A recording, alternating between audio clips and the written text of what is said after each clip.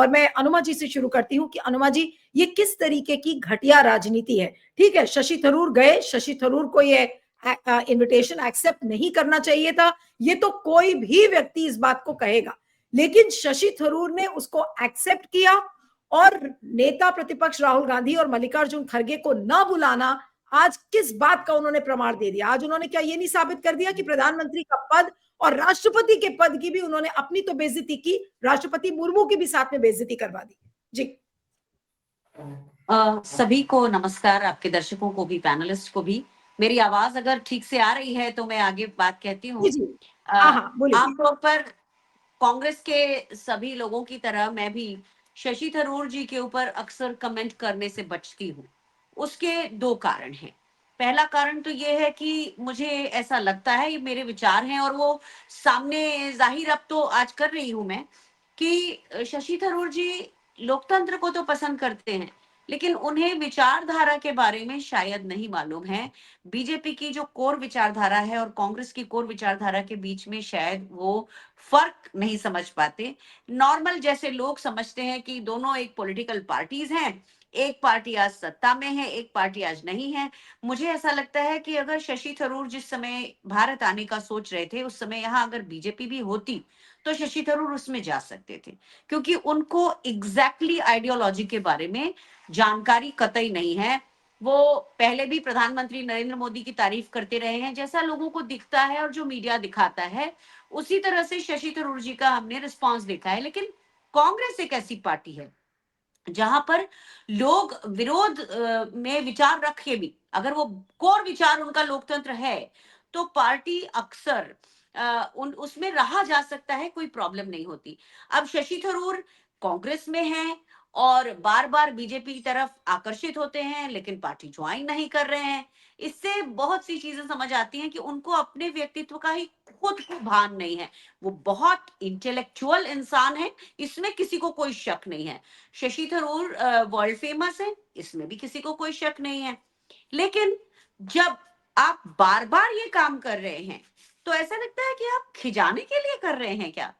आप कमाल के इंसान हैं। मतलब आपको मालूम है कि एक पार्टी लगातार हिंदू मुस्लिम कर रही है, सांप्रदायिकता कर रही है, देश के दो तबकों के बीच में बड़ी खाई बनाती जा रही है, और गरीब,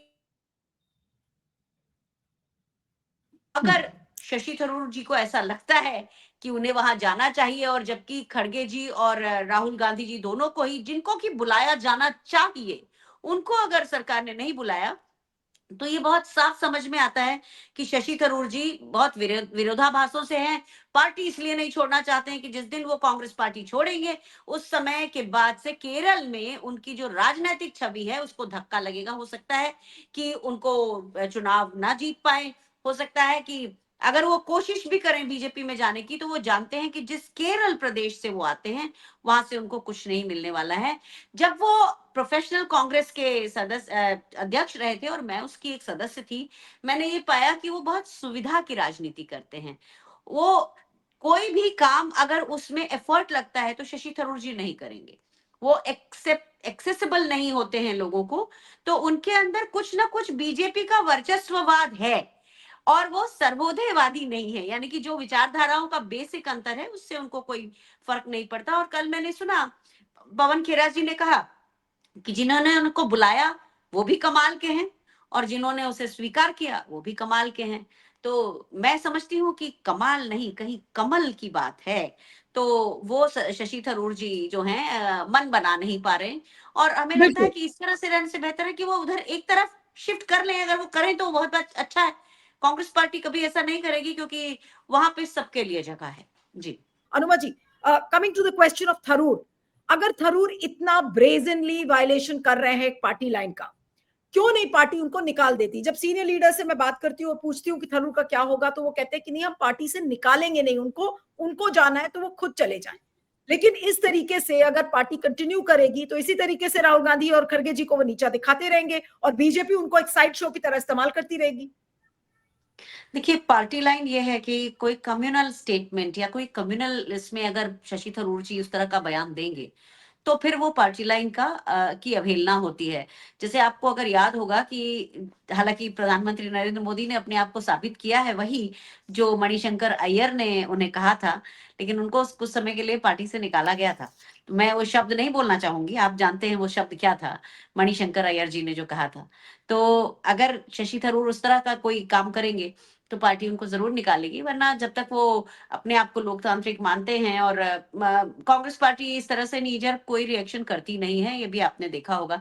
लेकिन मैं एक बात जरूर बोलना चाहूंगी, मैं साहू सर को सुन रही थी और बहुत बहुत उनकी पीड़ा भी समझ पा रही थी कि एक संवैधानिक पद, राष्ट्रपति का पद, पर हमारी राष्ट्रपति जो है, अगर साहू जी ने देखा हो तो प्रधानमंत्री को दही चीनी खिलाने के आगे, और निर्मला सीतारमन को बजट के पहले दही चीनी खिलाने के आगे उनका काम नहीं है। उनको दादी माँ बना दिया गया है, मतलब उनका से कुछ नहीं होता, और सारा कुछ वो राष्ट्रपति भवन का जो है वो प्रधानमंत्री कार्यालय से ही होता है। यहाँ तक कि वो हमारी सेनाओं की सर्वोच्च कमांडर हैं, लेकिन उन्होंने ना तो अग्निपथ के ऊपर कभी उसका अवलोकन किया, विश्लेषण किया, ना उन्हें ये समझ में आ रहा है कि हमारी 2 लाख सेना कम हो गई है, हमारे यहाँ कई तरह की चीजें हैं। मतलब जो विकलांग सैनिक हैं, उन लोगों की पेंशन को भी सरकार जो है सुप्रीम कोर्ट पर चुनौती दे रही है, तब भी राष्ट्रपति का कोई उसमें उन्होंने कोई इंक्लूड नहीं किया, उन पे बात नहीं की, और जो लोगों की एप्लीकेशन गई उस पर कोई उन्होंने डिस्पोजल नहीं दिया। तो राष्ट्रपति का इस समय जो हाल है वो हम नहीं जी, समझते कि वो संविधान के उस भरोसेमंद पद बिल्कुल। जिस पे वो हैं। और मीनू जी की एक बात से मैं एक और चीज आपको बताना चाहती हूँ कि मीनू जी जब 1971 में रशिया के साथ हमारे संबंधों की बात कर रही थी, तो मुझे याद आया कि AN-32 एंटोनोव एयरक्राफ्ट जो था, हमने 120 क्वांटिटी में तभी खरीदा था, हमने 850 के करीब में खरीदे थे। और आज भी हमारी जो बैकबोन है आर्म फोर्सेस की, वो रशियन इक्विपमेंट पर ही आधारित है। हमने बाद में सुखोई 30 खरीदे 250। तो आज भी हमारे जो फाइटर एयरक्राफ्ट का मैक्सिमम पोर्शन से 80% जो है, और जो हमारा IL-76, जो भी हमारे जो जहाज जो हैं, जो बड़ा मालवाहक जहाज होते हैं, वो भी आज भी 60% से ऊपर वो रशिया के ऊपर बेस्ड हैं। तो रशिया से जो हमारे संबंध हैं, उनको देखते हुए पुतिन ने जो कहा कि ये बहुत इंडिसेंट है कि मैं किसी एक के बारे में बोलूं, कम से कम उन्होंने वहां पर अपनी सेन एक वो दिखाया कि वो इस गिमिक में नहीं आ रहे हैं।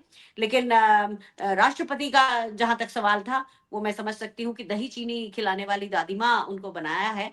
और ये हमें बहुत शर्मिंदा करता है कि कई कई बार हम सोचते हैं आज ये जी, जी। सेनाओं की सर्वोच्च कमांडर है, आज कुछ बोलेंगे, लेकिन नहीं, वो वहां पर भी कुछ बोलते हुए नहीं दिखती हैं।